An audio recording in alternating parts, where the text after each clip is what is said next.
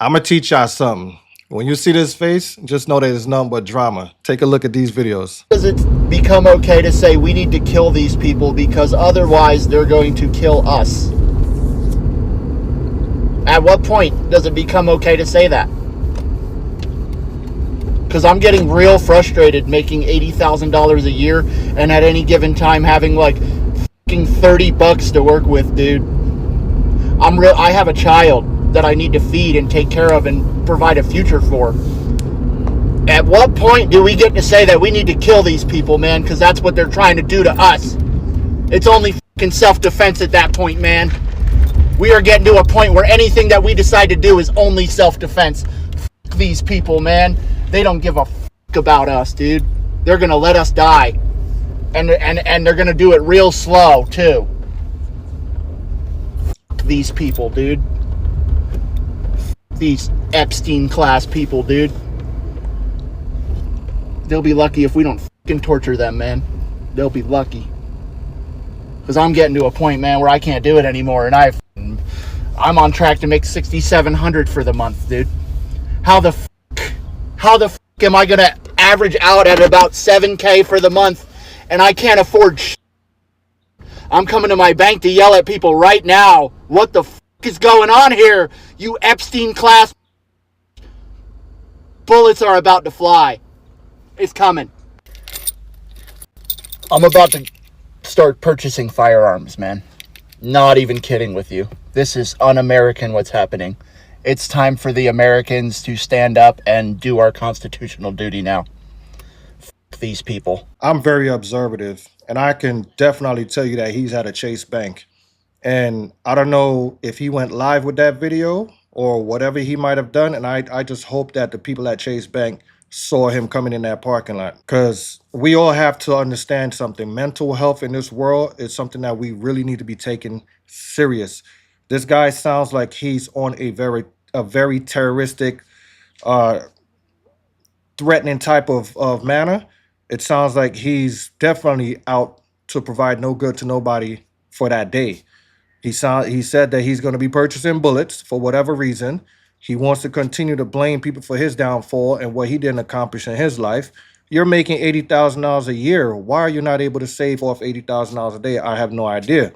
You don't look flashy.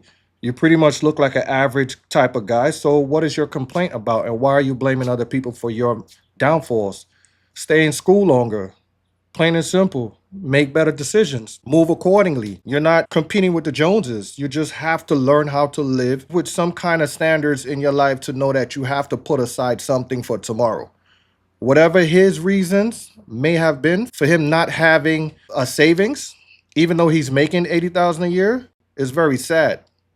So we really need to take heed to what he's saying and pay attention to people like this because they come across in every shades of color. It doesn't matter what color this person may have been. It's what's coming out of his mouth and what needs to be taken serious. Done a couple of weeks ago, right? And so I posted about it. Then I got a comment under it, someone asking me, how was I able to afford it? I responded, I work. Like, I work and I save, and I am a content creator and I get brand deals. And somebody else responded to her comment and basically was saying how people are affording it because they're in credit card debt, just these other ways that just was negative. And so then she responded and said, thank you, because I just feel like a bunch of people on this app are not being truthful. Who's not being truthful? Because number one, I'm never going to get on the internet and lie about something. I've never been that type. And number two, y'all do know that not everybody is struggling, right? Some people actually can afford nice things. We really need to get out of this persona that everybody is struggling, because that's not true. Not everybody is in credit card debt. There are people who actually just have a great job that pays well. There are people who actually just know how to save their money. I know people who make $50,000 a year, but their savings account is double that because they know how to save their money and they don't have to try to live this lifestyle that they can't afford. And I think that is the problem. People are trying to afford a lifestyle that it just doesn't fit them. You can't afford it. So you're trying to perpetrate something that it's not even you. But one thing I'm learning about this social media stuff is that people will comment negative things on your video because they are going through something themselves. So they have to post negative things about you so that they can feel better about themselves. So at the end of the day, it doesn't faze me. I don't let it affect me because it truly has nothing to do with me. Please, please, please, please need to stop with this mindset that everybody is struggling, because no, they're not. Well, honestly, the spotlight is on you, sis. So continue to shine with your brand new teeth. Now, you have to understand, in comparison to the video that we saw prior to this one, the guy who's making 80,000 a year, she's speaking of someone who's making 50 and still able to put aside something so that they could replenish themselves for the next paycheck. It's always, it's about prioritizing.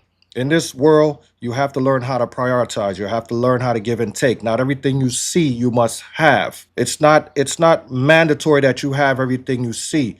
If social media is taking your brain into a different mindset, then you need to stay off of social media. Stop watching people, because half of the things you see on social media is really not true. Fake it until you make it. Have you ever heard about that? Pay attention to what's going on in your circle. Learn how to monetize in your circle. I'm an age, if you call anyone broke, you're just corny. Because anytime I see anybody with a car and it's like a 2007, like whatever, and people are like, you can't get a newer car, I'm jealous of that person, because most likely, they're not making car payments. I'm jealous if you're not making car payments. In this economy, how are you not broke? And I know there are people who are millionaires. I'm not, whatever. But like overall, like the average day person, you work an average job and you calling someone else broke who works an average job makes no sense. Talking about, well, work at McDonald's. Don't you work at Target? I don't know, like, why are you being mean to like people who work in the same facet of, it's both customer service? Like, I don't know. I never understood that. Because, like, okay, girl, like, she's making 16, you're making 17. Woo. Like, we're all wage slaves, babe. All of us. So, just because you're mad, calling someone else broke is, I don't know. I feel like that shit is corny. And I feel like this is the wrong time to be calling anyone broke. Especially if y'all are both working minimum wage jobs. I work a minimum wage job. I'm not shady. Nobody that does. I'm just saying, when people do, it's I don't know. It's corny.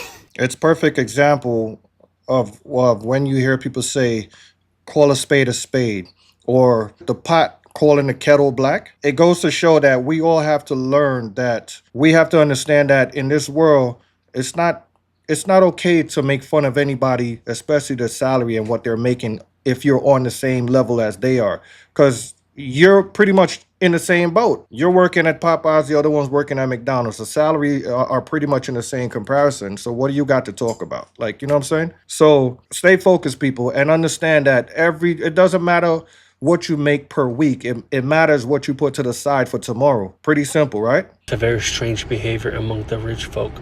I've been delivering since 2014, and I have never seen the rich folk prepping like they've been doing the last like 2 months. They have buying, a lot of them have been buying dry foods, buying generators. A lot of them have been trying getting like dry foods, rice, like beans, like all this stuff I've been delivering. And when I delivered, they're like, oh, put in a garage. One of this other guy, he has his whole entire garage built out. And when I asked him why is he doing it, he's just like my gut feeling. So I don't know what they're being prepped for. Why are they buying so many of the emergencies, like? But they're buying a lot. They're prepping, and I deliver to like people who are earning million plus. Some of these houses are like $2-3 million, and they're prepping for something, not to leave or go anywhere, just like to stay in. They're prepping. That's highly suspicious. What do you guys think? Leave in a comment. It's really about putting aside a rainy day, I would say. Yes, they might be well off than everybody else in their $2-3 million homes, but at the same token, most of them are probably self-employed. Maybe they bought those items to be resold online. You never know. speculation and being nosy about somebody's business, it's like you shouldn't have made this video. You should have just dropped off the package and kept it going. This is the reason why certain people don't want you to know where they live, because even as a delivery person, you're very nosy. You're still trying to pick apart, you know, and then you have the nerve to make a video about it. That's what makes it worse. So if somebody see this and you delivered something to their house, you could be in trouble, my boy, really and truly. So here's the big point to this question here, right?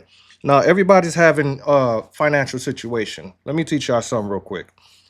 It's 52 weeks in a year, right? We all could say that that's a long time from now, but it's really not. You blink today, tomorrow is here. So, with that being said, I would urge everyone to at least try to put aside $20 per week. $20 per week, right? I don't care.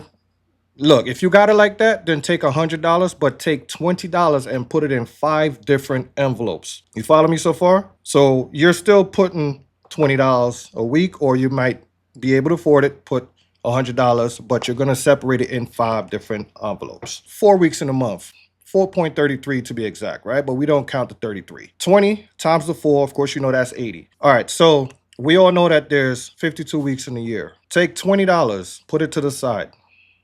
$20 per paycheck every week. Now, if you can't do $100 divided into 5 envelopes of 20, then just do 20. Start off small. Start with what you could afford. Let's break down this math real quick. You got 4 weeks in 1 month. You got 52 weeks in 1 year. Take that 52, multiply it by 20, you'll get $1,040. Now, $1,040 multiply, let's say you do it for 5 years, you're going to be getting 5,200. You see where I'm going with this? You take 5,200, multiply that, let's say you do it for 10 years now, you're going to be looking at 10,400 at the end of the year. And all you did was started with one $20 bill every week. You can't tell me that with that calculations, there's no way that you can possibly save $1. You can save $1 because every day we spend more than $20 on lunch. You could bring something from the house and save that $20 as if you spent it already. Does that make sense? Instead of spending the $20, prepare food at the house. I don't care if it's ramen noodles or whatever the case may be, with maybe 1 or 2 eggs in there. Save your $20 because you already know the math at the end of the year, what it's going to be, and you're trying to save. Your goal right now is to save. Continue to do that on and on. Of course, you know, if you do it with $100, you can't tell me that you can't save with that type of math. So with that being said, you guys try that. Let me know in the comment section. Of course, you know, if you see that hype button, please press it. Make sure you like, share, and subscribe to this channel. And definitely, I'm going to be back with more of these videos.